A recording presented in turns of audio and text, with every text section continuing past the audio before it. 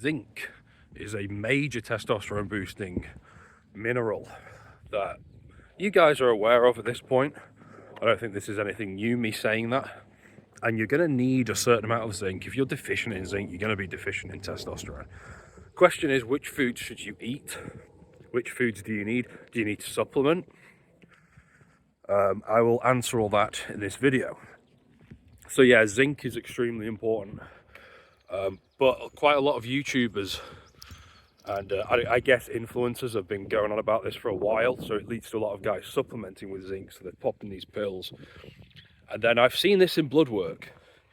A couple of guys in Dubai. It leads to a zinc copper imbalance, which is a real problem. You know, it's a little bit of a copper deficiency. You do need the right sort of balance between those two. I'm trying to think of examples of similar things off the top of my head. I can't think, but there's a lot of balances in the body that you need, basically. Supplementing is probably the last thing I would look at. Yes, zinc is important. Yes, boron is useful. Yes, B6 is important. You want to get these things through the food, guys. You have loads of pills constantly coming in. It taxes the liver, raises SHBG, reduces free testosterone, and you're basically just paying extra money to make yourself lower testosterone. It's crazy.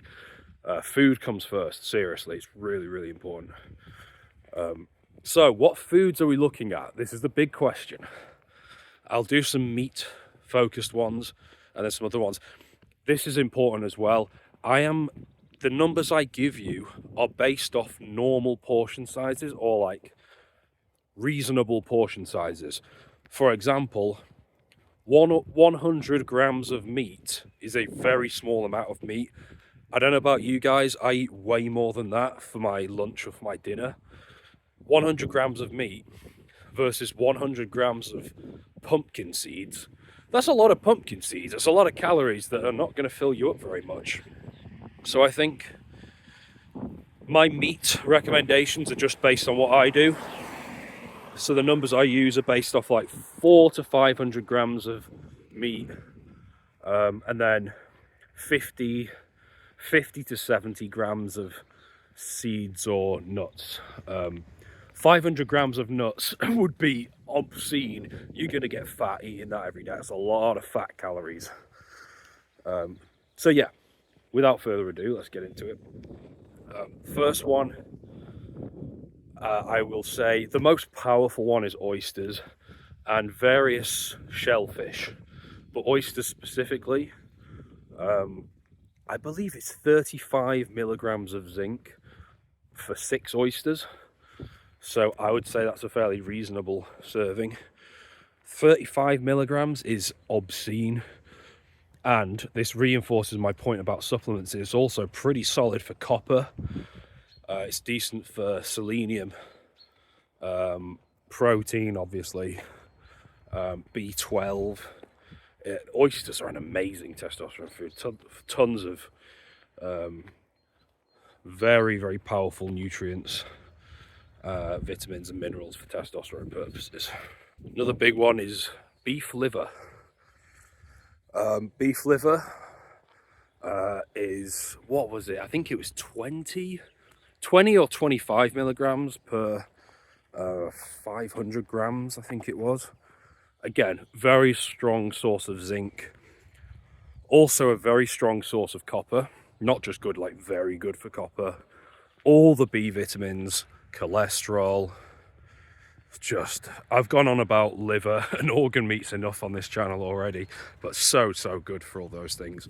And again, like this with oysters, with shellfish as well, the amount of copper you get in these things like naturally means that you don't need to supplement with zinc and then create the copper imbalance. You already have like the right amount in these foods naturally. B vitamins as well.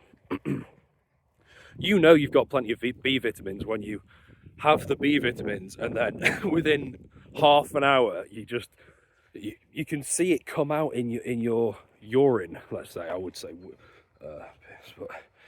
and you can see it's just yellow, and you've just whizzed it out. It's a complete waste. Your body didn't need it. But anyway, so that's beef liver. Chicken and turkey, I believe, for a similar amount of meat was about 5 or 6 milligrams of zinc, so not as good as beef liver or oysters. Oysters being king.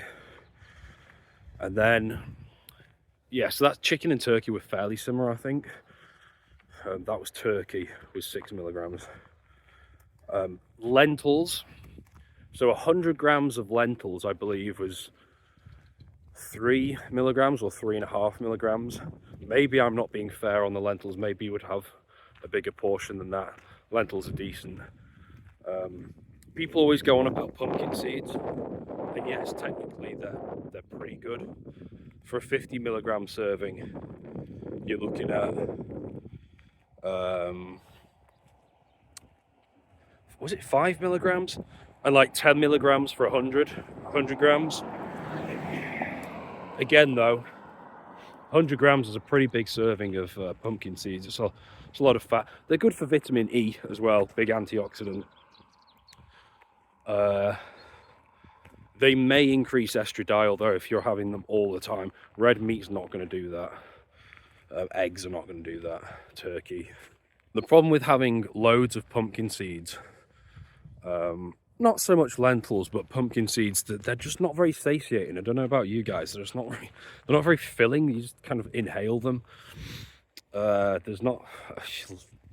don't feel satisfying. There certainly isn't loads of protein. There's not much fiber. Whereas steak and cruciferous veg, it's far harder to get your teeth into that. Steak far crunchier, far more protein, so it keeps you fuller. And this is important because it makes it easier to be lean then. If you're hungry all the time, or you have to have 3,000 calories down you to feel remotely full, then you're never going to be lean, are you? It's way too many calories for a dude that's not training for a living. Most of us work down at the computer. We're sat down, we're on a desk, including myself. This is why I like YouTube videos so much. I get to just come for a walk and make a bit of money at the same time, I guess, indirectly. Gets me off my ass. Whereas if you just sat down all day, you don't need many calories because you're not burning many. And then finally, I think cashews were, again, per 50 milligrams, 100 grams, sorry, is a big serving of nuts. That's going to be a lot of calories. So 50 grams, probably a bit more reasonable. I've had plenty of 50, 60 gram servings. I believe that was 5 or 6 milligrams of zinc. Trying not to get hit by tractors.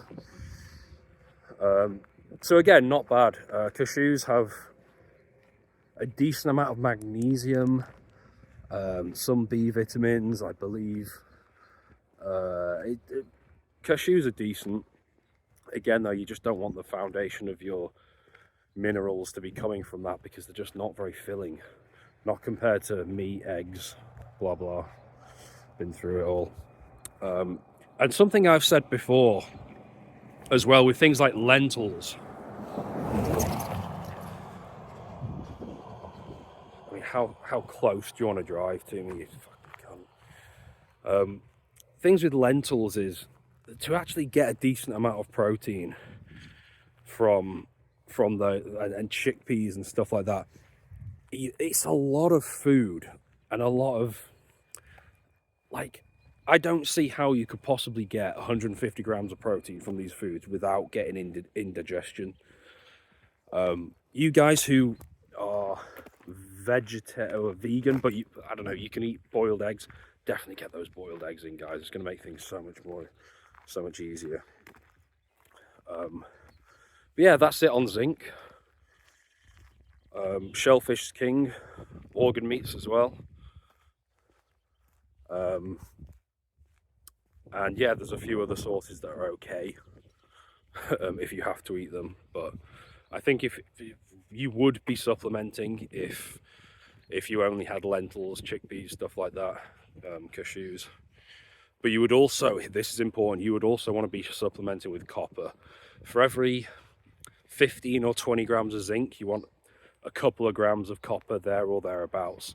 Again, your blood work is the thing that determines this, but generally speaking, you're talking a couple of grams copper as well, because you don't want that imbalance. You need both.